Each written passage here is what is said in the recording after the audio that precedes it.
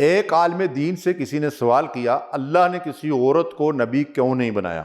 انہوں نے فرمایا انبیاء اور رسولوں کو عورت ہی نے جنم دیا اور دودھ پلایا۔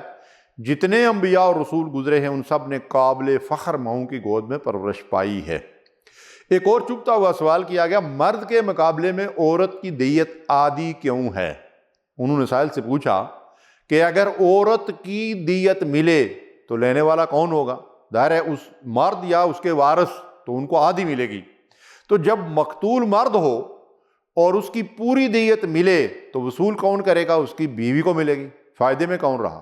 دراصل ایسے سوالات کرنے والے کم ظرف قسم کے لوگ ہیں جو مسلمانوں کو اپنے دین سے متنفر کرنا چاہتے ہیں۔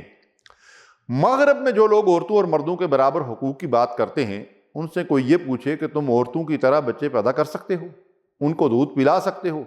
عورت بیچاری پس رہی ہے، بچے بھی پیدا کرتی ہے، ان کو دودھ بھی پلاتی ہے، ان کی پرورش بھی کرتی ہے، اور مردوں کے شانہ بشانہ ہر وہ مشکل کام بھی کرتی ہے جو صرف مردوں کو کرنا چاہیے۔ یہ کیسے برابر حقوق ہیں؟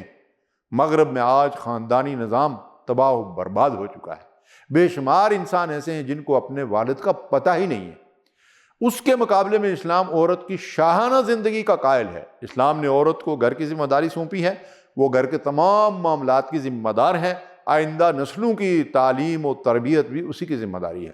ایک مسلمان عورت پر گھر اور اس کے بچوں کے اخراجات کی کوئی ذمہ داری نہیں ہوتی، بے شک اس کی اپنی جائیداد بھی ہو، یعنی عورت اپنی جائیداد بھی رکھ سکتی ہے، اس کے باوجود خاوند بیوی بچوں اور گھر کے تمام اخراجات کا ذمہ دار ہوتا ہے۔ اسلام نے عورت کو ماں کی حیثیت سے عظیم مقام دیا ہے۔ نبی کریم صلی اللہ علیہ وسلم نے فرمایا جنت ماں کے قدموں کے نیچے ہے۔ اگر عورت بیوی ہے تو اس کو نبی کریم صلی اللہ علیہ وسلم نے دنیا کی بہترین متاع قرار دیا۔ اگر عورت بیٹی اور بہن ہے تو وہ والدین اور بھائیوں کے لیے جنت کمانے کا ذریعہ ہے۔ ایک امریکن خاتون کہتی ہے کہ اسلام میں مرد اور عورت کے دائرہ کار کی جو تقسیم ہے یہ مغربی عورت کا سہانا خواب ہے۔ امام طبرانی رحمۃ اللہ علیہ نے یہ حدیث مبارکہ بیان کی ہے۔ اللہ کے نبی صلی اللہ علیہ وسلم نے ارشاد فرمایا جو عورت 5 وقت کی نماز پابندی سے پڑھے، رمضان کے روزے رکھے، اپنی عزت و عصمت کی حفاظت کرے اور شوہر کی خدمت کرے، وہ جس دروازے سے چاہے جنت میں داخل ہو۔ اللہ کے نبی صلی اللہ علیہ وسلم نے عورتوں کو کتنی بڑی بشارت دی ہے۔ اللہ تعالی ہم مسلمانوں کو اللہ کے اس دین کی قدر پہچاننے کی توفیق عطا فرمائے، آمین یا رب العالمین۔